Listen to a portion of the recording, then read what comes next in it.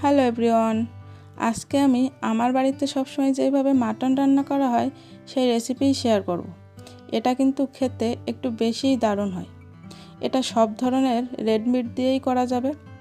এখানে আমি 1 কেজি খাসির মাংস পরিষ্কার করে ধুয়ে নিয়েছি। এবার রান্নাটি করার আগে আমি কিছু মশলা রেডি করে নেব। এখানে 3-4 টুকরা দারচিনি, এলাচ, লবঙ্গ এবং গোলমরিচ দিয়ে এটাকে আমি বেটে নেব। এখন আমি একটা মশলার পেস্ট তৈরি করে নেব। এখানে 2 চামচ শুকনো মরিচের গুঁড়া, পরিমাণ মতো লবণ, হলুদ এবং 1 চামচ কাশ্মীরি রেড চিলি পাউডার। এটা কালারের জন্য দিতে হবে। এই কাশ্মীরি রেড চিলি পাউডার দিলে খুব সুন্দর কালার হবে। এবার এটাতে 1 চামচ ধনিয়া গুঁড়া, 1 চামচ জিরা গুঁড়া দিয়ে নেব। এবার এটাকে খুব সুন্দর করে মিশিয়ে নিতে হবে। এটাকে আমি একপাশে রেখে দেব। এবার রান্নাটি করার জন্য এখানে আমি 3-4 টেবিল চামচ তেল দিয়ে দিচ্ছি এবং সাথে 1 চামচ ঘি দিয়ে দিচ্ছি। ঘি দেওয়ার ফলে ঘ্রাণ এবং টেস্ট দুইটাই অনেক ভালো আসবে। এখানে আমি কিছু দারচিনি, এলাচ দিয়ে নিছি এবং 2টা তেজপাতা দিয়ে নিছি।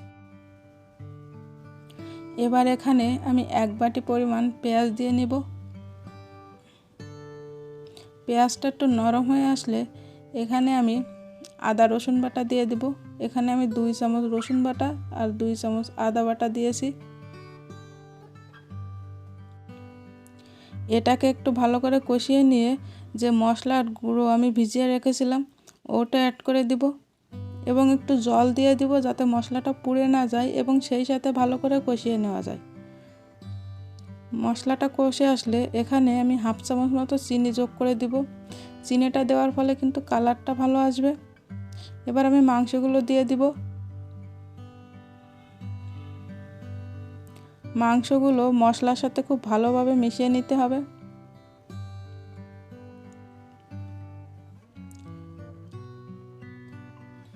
এখন আমি কিছুটা চুই ঝাল অ্যাড করে দিব। এই চুই ঝালটা আমি ফালি করে নিয়ে তারপরে দিচ্ছি। এটা থাকলে কিন্তু মাংসের স্বাদ আরও বহুগুণ বেড়ে যাবে। এবার আমি এটাকে ঢাকা দিয়ে 30 মিনিট মতো কষিয়ে নেব। এই পর্যায়ে কিন্তু কয়েকবার আমি এটাকে ঢাকনা খুলে নেড়ে চেড়ে নিয়েছি, নাহলে তলায় লেগে যাওয়ার সম্ভাবনা থাকে।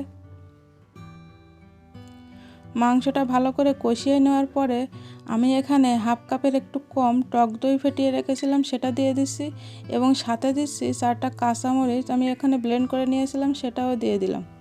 মাংসটা ভালো করে কষিয়ে নেওয়ার পরে আমি এখানে জল অ্যাড করে দিচ্ছি।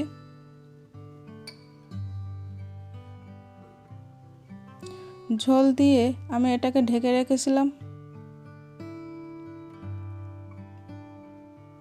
তো এই সময়ে যতটা লবণ দরকার দিয়ে নিতে পারেন।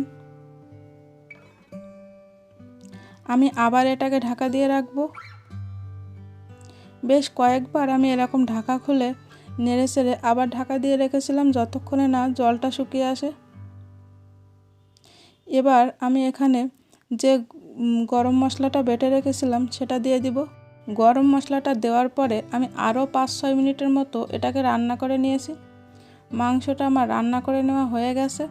এবার এটাকে আমি 5 মিনিট এভাবে রেখে দেব ঢাকনা দিয়ে। তো মাংসটা কিন্তু রেডি আমার। এইভাবে রান্না করে দেখবেন, অবশ্যই সবার ভালো লাগবে। রেসিপিটা যদি ভালো লাগে কমেন্ট করবেন এবং সাবস্ক্রাইব করবেন আমার চ্যানেলকে।